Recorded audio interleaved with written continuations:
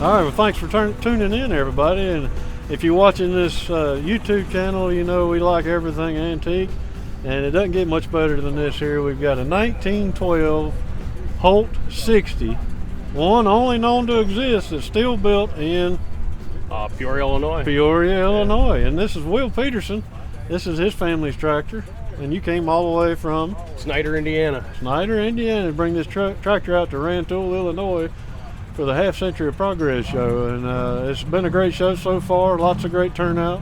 But Will, tell us a little bit about the tractor you brought.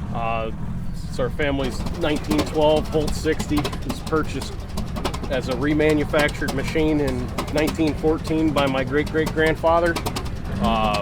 He bought the tractor to farm the ground that we're on in the Grand Kankakee Marsh. It was virgin ground when he bought it, never been farmed, and that's why it's got the 30-inch wide pads on it. The tractor was originally shipped back and forth for a few years to the farm in Weston, Illinois, which is about 100 miles away.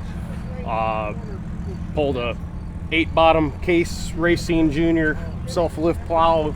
And you mentioned earlier that you had the original plow that was with it.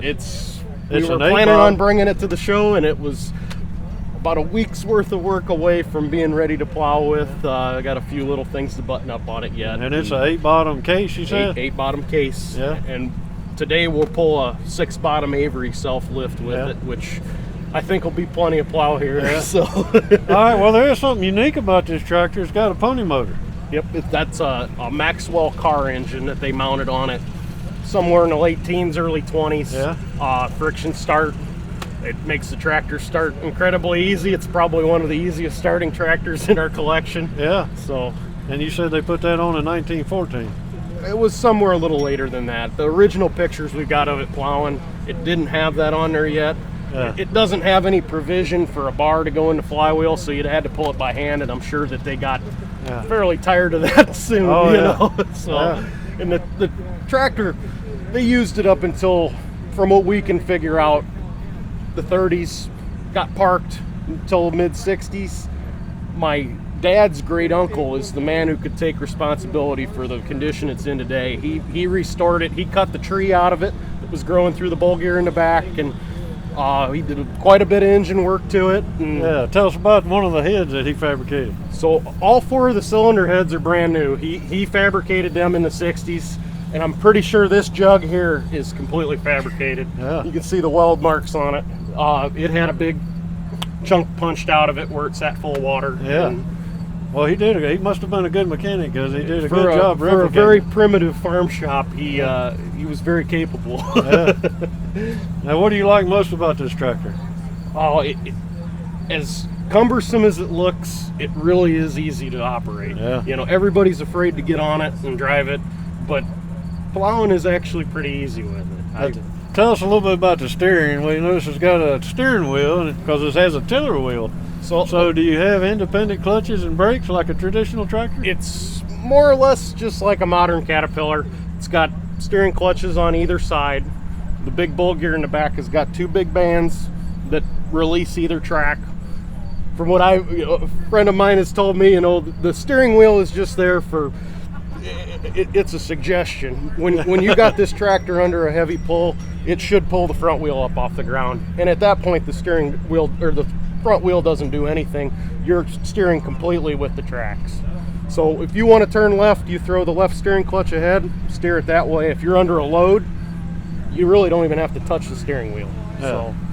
So it wasn't soon after that they realized the front tiller wheel was kind of obsolete. Yep, very soon after that, it went away because there's pictures of tractors that they took the tiller wheel off of, Right. So Now, what bore and stroke is the engine? Do you know? I think it's 5 3/4 by 6. Okay, I think I won't. Don't hold me to that. Yeah. Now, since you and your dad are now the caretakers of this, have you all had to do anything mechanically to it? Very minimal. Yeah. I had some carburetor work done to it a year ago, and I've had little adjustments and stuff, but it's a very reliable machine. Yeah. It never lets us down very often. Yeah. Looks like it would take a lot of fuel. Are both these tanks fuel tanks, or? So this tractor had a kind of a design flaw. At the beginning, they thought that the track and the undercarriage needed to be lubricated. So this side is the original oil tank. So there's piping that go down to the top of the rollers down there, and it dribbled oil on all the undercarriage so it would pick dirt up and speed the process of wearing it out up exponentially, you know. So that got removed pretty early on in the game. You know, they didn't use that. They corked them off, and that was the end of that. The tank on the other side is a fuel tank. Not really sure how much it holds, and then the top tank is also a fuel tank. Oh, that is a fuel tank as well. So, okay, I thought that might have been water too. It's got a hand pump back there, and there was a float in the fuel cap. You'd pump the fuel up from the back when it started to get low, and it was always a gravity feed system. So it's very reliable, you know. But do you use the rear tank in it, or you? We don't, just because we hate to put a ton of fuel in it. Yeah. If I burn, 10 or 15 gallons at a show, I'm probably doing a lot of work. Oh, okay. So it's pretty fuel efficient. It really, for as much as we do plow with it, doesn't use a ton of fuel. Yeah, you got to remember back then, RPMs of the engines were really much lower than they are today. So this was probably a max of what, 600 RPM? I think the tag is just under 600. Yeah. Yep. So you got a lot of volume with that 5 or 5 1/4 bore, 6-inch stroke typically. Yep.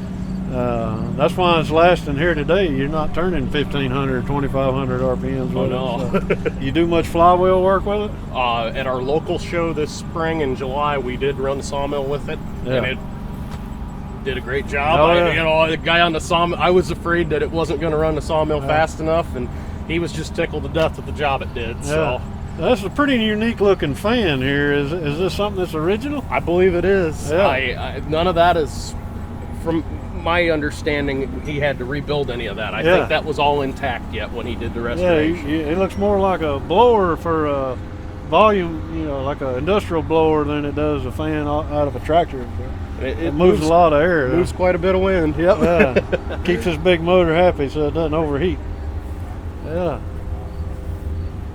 And you are the, what, 5th generation? I'm the 5th generation, and my daughters will be the 6th generation. Yeah, that's great. That's great. Well, we appreciate you maintaining such a unique tractor and keeping it in the family. I know that means a lot. We have one tractor that was in our family since new, so it means a little extra special to you. Yeah, most definitely. Yeah, we appreciate you bringing it out and making the effort, because very welcome.